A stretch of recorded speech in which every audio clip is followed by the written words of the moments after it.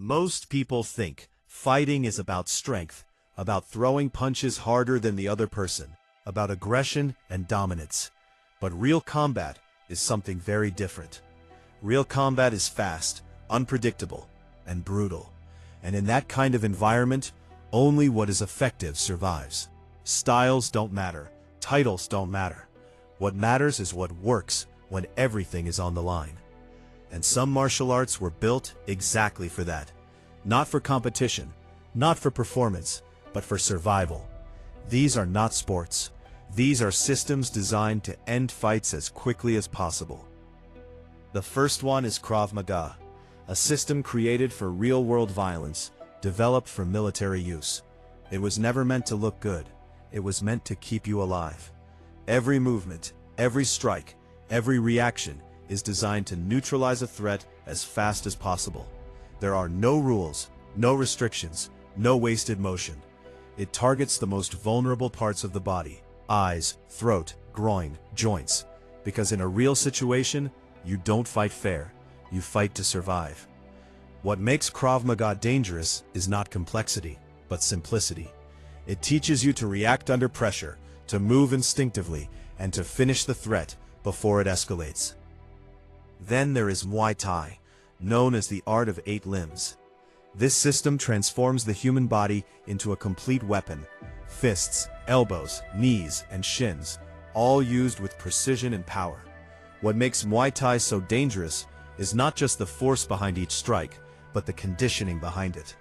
Fighters spend years hardening their bodies, building resilience, and delivering devastating blows that can break opponents down quickly. The clinch game alone allows complete control over an opponent's posture, opening space for knees and elbows that can end a fight instantly. This is not just striking, it is controlled destruction. Brazilian Jiu-Jitsu brings a different kind of danger. It doesn't rely on striking, it relies on control. It teaches you how to dominate an opponent on the ground, how to neutralize strength, how to turn leverage into power. This is where fights often end, on the ground, where chaos turns into control, and control turns into submission. Chokes, joint locks, techniques that can render someone unconscious or force them to give up. What makes it dangerous is that size becomes less relevant. A smaller trained fighter can control and finish a larger untrained opponent. This is not about force, it's about precision, patience, and technique. Sambo is raw, aggressive, and explosive. Developed with combat in mind, it combines elements of grappling, throws, and submissions, but with a focus on efficiency and speed. It doesn't waste time, it doesn't play safe, it attacks constantly, for openings to break balance and apply pressure. Its leg locks are particularly dangerous, capable of ending fights quickly if applied correctly. Sambo fighters are trained to move fast, to adapt, and to overwhelm their opponent before they can react. It is controlled chaos, directed with purpose. Then there is jeet, not a traditional martial art, but a philosophy created to remove limitations. Bruce Lee understood that no single style had all the answers, so he built a system based on efficiency, simplicity, and adaptability. It takes what works and discards what doesn't, making it unpredictable and extremely effective. What makes it dangerous is that it is not fixed. It evolves. It adapts to the situation. It focuses on direct attacks, speed, and interception, striking before the opponent can even react. It is not about following rules, it is about breaking them when necessary. But here is the truth most people miss.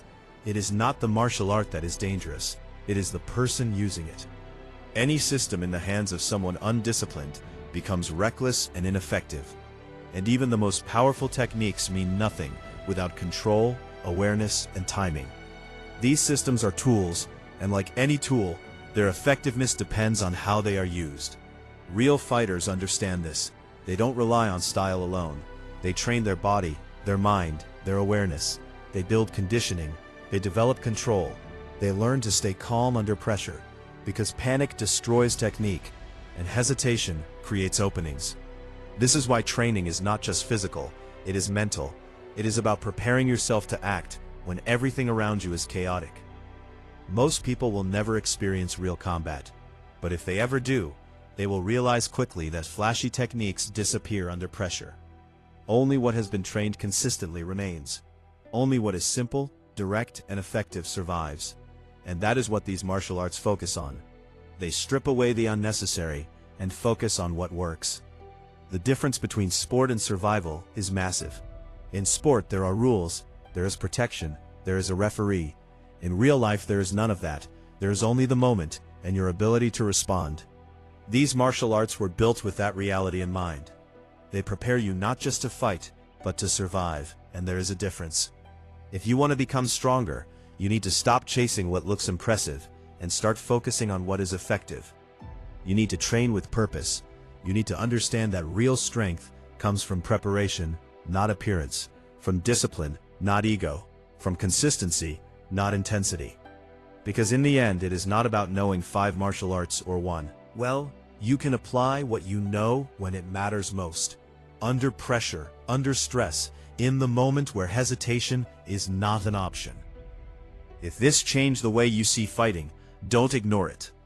Like the video, subscribe to the channel, and start training with intention. No more illusions, no more wasted effort. Only what works, only what matters, only real strength.